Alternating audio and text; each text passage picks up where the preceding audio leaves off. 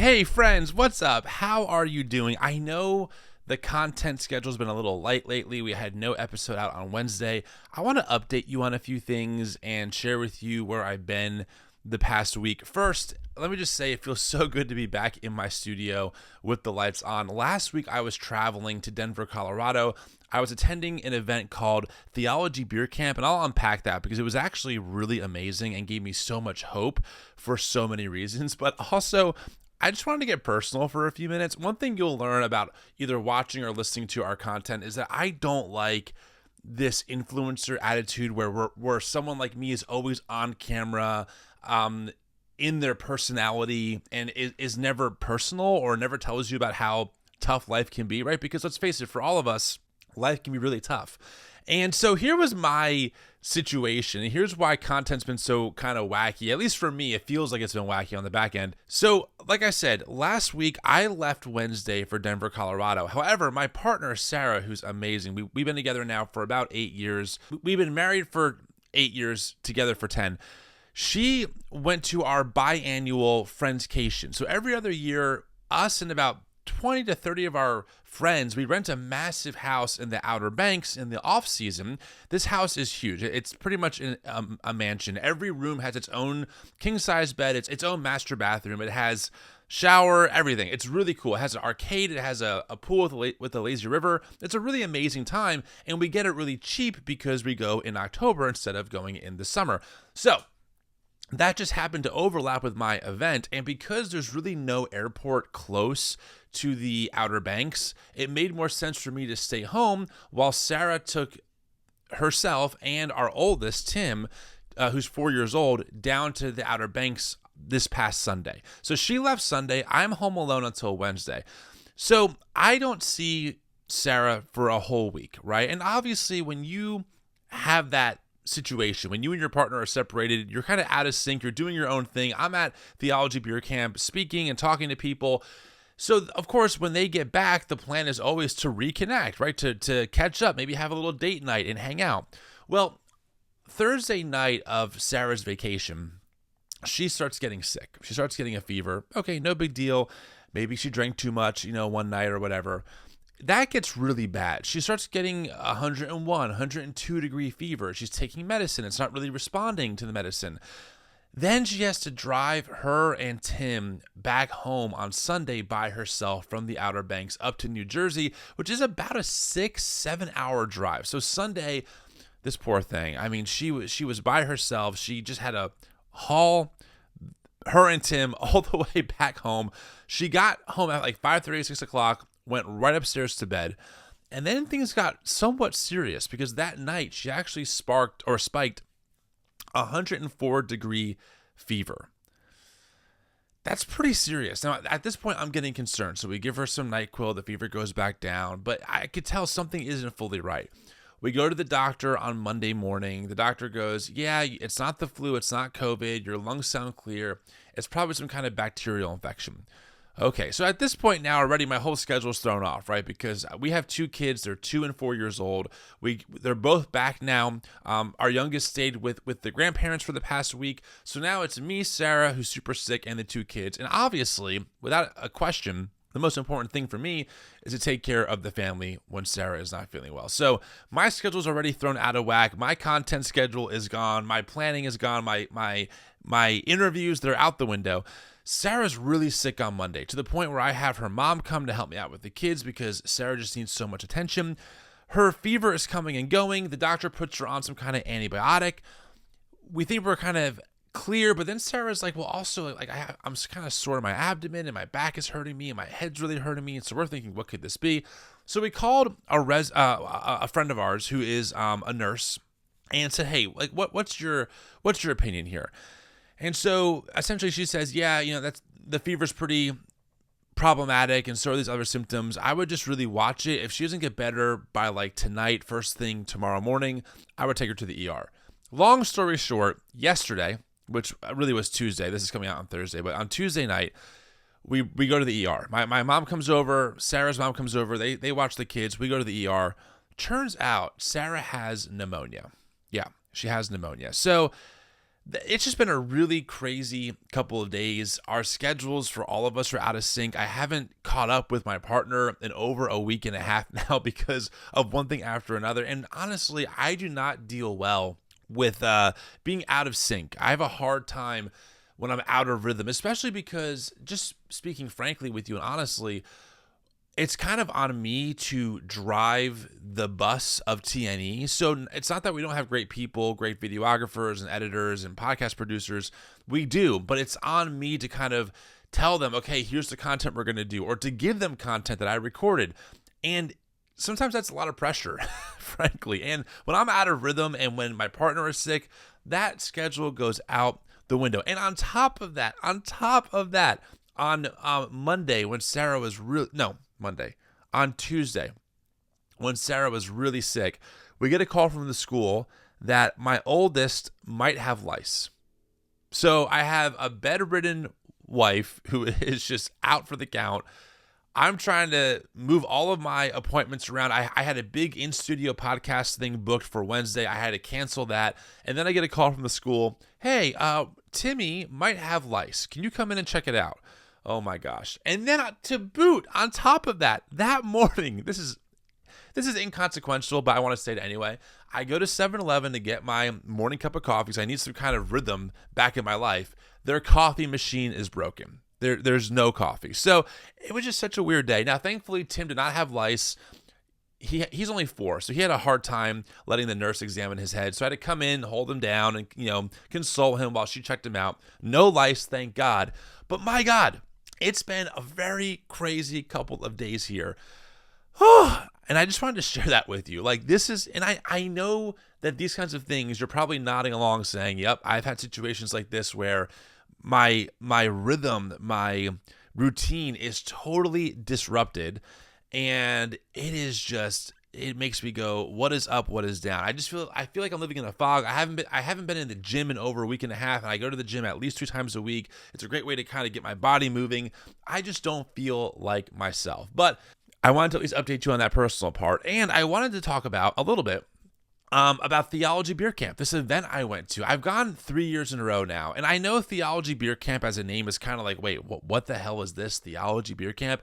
If you don't know my friend Tripp Fuller, he runs a podcast called Homebrewed Christianity. He's also a scholar. He's a process theologian. He's an academic. He's actually quite brilliant. Like, he's known even in his circles of being someone who was kind of like a prodigy in a lot of ways. He was very young, writing some amazing stuff. And he hosts this event every year where he gets a bunch of him and his scholar buddies to hang out. He invites some of his podcast friends to come out, and they get a lot of beer and they talk a lot of theology and a lot of all that heady stuff.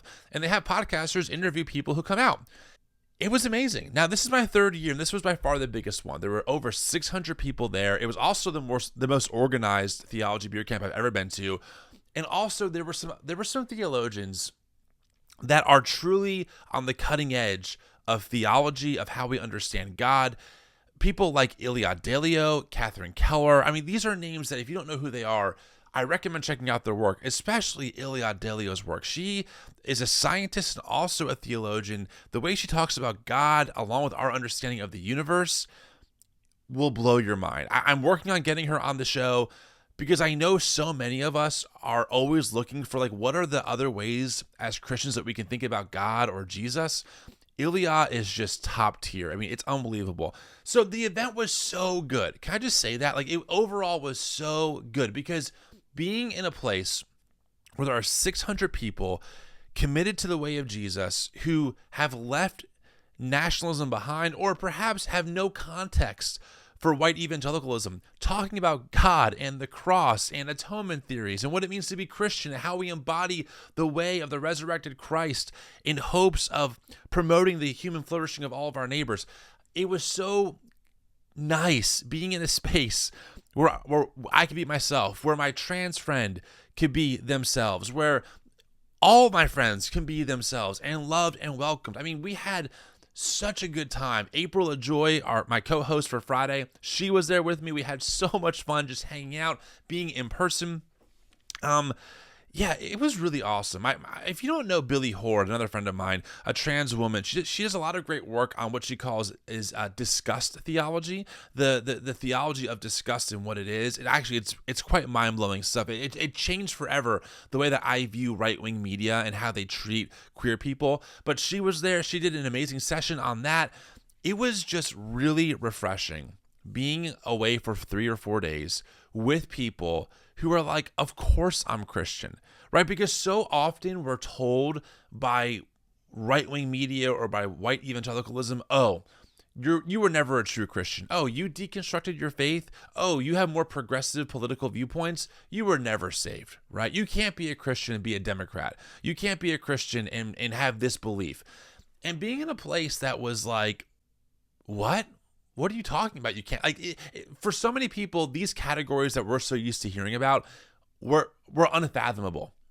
They couldn't believe that there are people out there who are Christians who really think that if you vote a certain way, you can't be a Christian, or if you have this certain view about the atonement or the Bible, you can't be a Christian. And most importantly for me, it was so nice listening to theologians, historians, liberation theologians, scholars, academics talk about God and the Bible and Jesus and asking questions that we were kind of, I don't know, maybe like denigrated for asking, like for example, Pete Enns, Bible for Normal People. He just says the quiet parts out loud. What do we do with the Bible?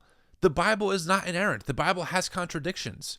That's okay. So what do we do with this book or collection of books? These are questions that we weren't able to really dive into deeply in our evangelical tradition. And so being at an event like Beer Camp was just really nice. It's going to happen again in 2025. I don't know where. I will tell you, it's really worth making the trip. It's a very healing experience. Now, it's not perfect, okay? Here's what I mean by that. Sorry, like I said, I'm a little out of sorts here. My coffee is still kicking in. Woo! All right, Tim, you can do this. You can do this. This is a no edit, friends. I'm just going to post this how it is, call it a day. But anyway, Beer Camp is not perfect. And these critiques I'm going to levy are well known by the people who organized it. First off, it's a pretty white event. Okay, it's not as diverse as I would like it to be, especially when it comes to the stage. Now, that's something I want to help hopefully fix for next year, because we know there are so many amazing theologians and scholars and friends, right? I mean, Lisa Sharon Harper, amazing a person talking about decolonizing Christianity. To me, Spencer Helms, Jamar Tisby, I can go down the list, I would love to see more diverse voices from this stage. I would love to see some sessions on maybe queer theology and liberation theology. There were definitely some, but they were more on like the side stages instead of the main stage. So I know that some people have critiqued Beer Camp for being white, or for being, a little broy, etc. I totally get that.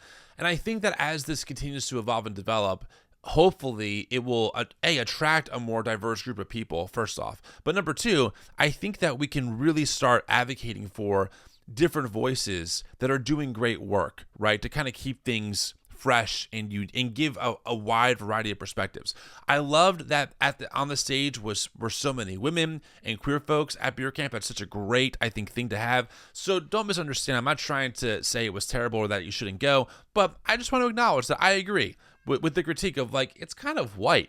Yeah, it is. And we can do better, flat out, So the other thing I wanted to share about Beer Camp that was really, really impactful to me was it was really humbling to meet people who listen to the show or watch the YouTube channel. I don't know what to do with this. I don't have the words to describe the sense of awe and wonder I have when someone comes up to me and goes, "Hey, you don't know me. I listen to the show every episode or every day, and it just has changed my life." And I think to myself, wow, thank you. I can't believe that the words I've said or that the words of the guests that we've had on have done that. That's such a huge honor and privilege to be told that. It was really humbling. At one point, we had a main stage session. It was me and April with Brian McLaren and Diana Butler-Bass, two just very prolific people in the progressive Christian space. And I said, hey, show of hands, who here listens to the podcast? And there are probably 250 in the room, maybe 300, and almost all the hands went up. And as a podcaster who speaks into a camera and speaks into a microphone in his guest bedroom and doesn't see that every day, it was really overwhelming and it was really humbling. And it just gave me a sense of awe. I mean, I was just sitting there like, wow, I can't believe that people listen to the show. And maybe for you, that's like, Tim, that sounds so ridiculous. But for me, it just, when I think about the journey of my own life and the journey of TNE, the fact that I was just a volunteer drummer in South Jersey, no connections to the larger evangelical conversation, no experience being in full-time ministry or being a professional content creator. And I just started this thing in my attic on Instagram, and it's become this, where now, tens of thousands of people listen to the podcast and watch this on YouTube. I don't really know what to do with that sometimes. And it's just a really humbling thing because I don't really know what I'm doing that makes it work. I just try and be as honest and transparent as possible. I try and be honest about my own faith journey. I try to be loud when I feel like we need to be loud. And there were just several people who approached me who told me their personal stories, and I just wanted to cry. I was just so moved by them. I mean, one was a carpenter who is in construction who listens to the show, and I'm like, man, that's so crazy. Another one told me that an episode that we had with Billy Horde, who's like I said earlier, a trans woman, on Discuss Theology, changed how they thought about and how they worked with their own trans child, and now their trans child is thriving and doing great and is in college. And I'm just like, wow, I can't believe that episode changed your life that much. So I just wanted to say, and I know I say it a lot, but it's because I really mean it. I'm just really humbled and I'm really moved that I get to do this for a living. With Sarah being sick, I had to kind of pause some of the content stuff, and because we're structured as a nonprofit and because of the generosity of this community and because we have a board of directors, my paycheck isn't dependent upon me getting a video out tomorrow. We're not fully dependent on ad revenue. Now, ad revenue certainly helps for sure. And frankly, we want to grow that side of things in 2025 by growing the YouTube channel more and growing the podcast.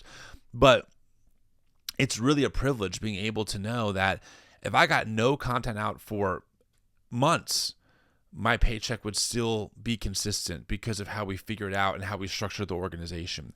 So even though there's that behind, in my mind's eye, kind of like urgency to get out more content, to respond to all the stuff that I'm seeing, knowing that my livelihood or my family's well-being isn't dependent on that is really huge. And so I wanted just to come on and share that for a few minutes. I want to kind of talk to you about my week and how crazy it's been, where I'm at mentally. Listen, to be clear, I'm not in a bad space. Sarah's doing a lot better as of this recording. She's really on the up and up. Still not great, but definitely on the up and up. And I had a few minutes to hop on just to record this to hopefully get you an update. And the plan is to still drop a Friday's recap episode tomorrow because there are so many things to talk about. So many things. I mean, the Jesus is Lord comment, that isn't even really a comment. There's just Trump working at McDonald's. I get that. One thing I wanted to mention before I sign off is that a lot of you have mentioned, because I've been looking at our podcast numbers and downloads and YouTube stuff, and podcast downloads are down a good chunk. And a lot of people, when I told you this on Instagram, said, yeah, a lot of us are just really, I think, overwhelmed and burnt out in general with the election cycle. I get that. I do. And, it was never, I don't want to burn you out on our content. I know that we've been really heavy on the political side the past few months. I know that. And frankly, it's because of the sense of urgency that both April and I have when it comes to exposing how dangerous a Trump presidency can be for our neighbors. The language of Trump has only gotten more extreme. The things he's doing seem more unhinged. And I was talking to a friend of mine. I said, what gets me the most is not that Trump is Trump. I mean, people are people. They do crazy things. It's that my white evangelical tradition is the largest supporter of this ideology. Like the group that told me to stand on truth has traded the truth for lie after lie after lie. So anyway, I say all that because I know it's been intense. I know there's a lot of heavy things going on, and this is not a lighthearted podcast, right? We're covering topics at the intersection of politics, theology, and culture. And that can really be heavy, I know. But I really appreciate you listening. I appreciate you commenting on YouTube. I appreciate you tuning in to our videos and to watching or to listening on podcasts. I appreciate your emails. I appreciate whenever you share an episode with a friend saying, hey, check this out. It means so much. I want to mention one final thing, I guess. I have a lot of final things, but while I'm here, I am rethinking the content strategy for 2025. And for two reasons. So right now, the goal is to do a Monday, Wednesday, Friday podcast / YouTube video. That's a lot of content to produce. This is not something where we just hit record and then when we're done, we hit post. There's a lot of planning that goes into these. There's a lot of time and energy that goes into them, plus editing, plus making all the assets to actually release it. And I'm also wondering if maybe there's a better way to kind of combine some of the elements that we do separately into like one format where we do maybe twice a week, maybe like a Monday, Friday show. I'm just ideating here. There's nothing guaranteed. There's nothing that's official, but I really would love your thoughts. Right now we do Monday interviews. Wednesday is more of a response type of video where we're watching something and responding to it. Friday is the recap. And the feedback I have, broadly speaking, and again, if I'm wrong here, let me know, maybe in the comments or shoot me an email. But the feedback I have is that people love almost all, they love all the styles, but they really love Friday. They really love me and April coming on, recapping the week, having our banter. I've gotten great feedback around April and I's chemistry on camera and on microphone. And I've told April that I really want to develop that more. I would like to keep bringing her into more and more of what we're doing as an organization. So again, these are very loose thoughts. I don't have a master plan, but I am rethinking for 2025 maybe a quality over quantity kind of situation. Is there a way to do less episodes, but they're a little more quality, they get more engagement, maybe they get more listeners, etc., right? Because frankly, I'm just going to speak bluntly with you and transparently. For example, if we do, let's say we release 3 YouTube videos a week and they do between 5,000 to 8,000 views per video, that's about 15 to 24,000 views for that week. Well, if we do 1 or 2 high quality pieces that are much more thought out and are much more, engaging, and they do 15, 20,000 views each, we're actually doing more with less, right? We're actually having more listens and more watches with less content. And that would honestly take some pressure off of me, because I will tell you, especially Wednesday, it is really hard to be in your work mode on Monday, realizing, oh shoot, I don't have a video for Wednesday. I got to find something, respond to it, give it to my editors. Hopefully it's a good take, and just kind of rush it. So I am just rethinking. I'm rethinking what it means for 2025. I will tell you my goal is to really grow our YouTube channel. I love YouTube. I love doing video content. I think there's so much potential for the type of content we're doing. There's really no one I know of that is in that progressive or liberative space that's also talking about politics, theology, and culture in like a news-oriented way, right? You have shows like the Young Turks and other shows that are more progressive and secular. You have a lot of right-wing media shows that we talk about all the time, but there's really nothing or no one kind of combining a more progressive outlook in some way, shape, or form with a Christian theology and a political outlook, right? So I'm thinking about this over and over. Just what does that mean? How do we develop more of like a show format? And maybe we do it twice a week instead of 3 times a week, but it's more consistent. Again, I'm rambling here. I'm tired. I'm incoherent. I know. I just wanted to bring you into the conversation. It's really important for you to know that the person that you're hearing talk to you or watching is a human being who has thoughts, who is not a robot, who is not always on, who has a life outside of this, who has a family. And I'm always thinking about how to best serve this community, and also making sure that I don't lose myself in the process, right? That I don't prioritize this work over my family or anything else, right? Because ultimately there are 2 things in my life that I care about the most. That truly is my family and my kids, number 1, and then it's this work, it's TNE. These are the only 2 things that I think about all the time. And so I know that if I'm not careful, one can take over the other. And I don't want this job to take over what needs to be taking care of my family and being present for my kids and my partner first and foremost.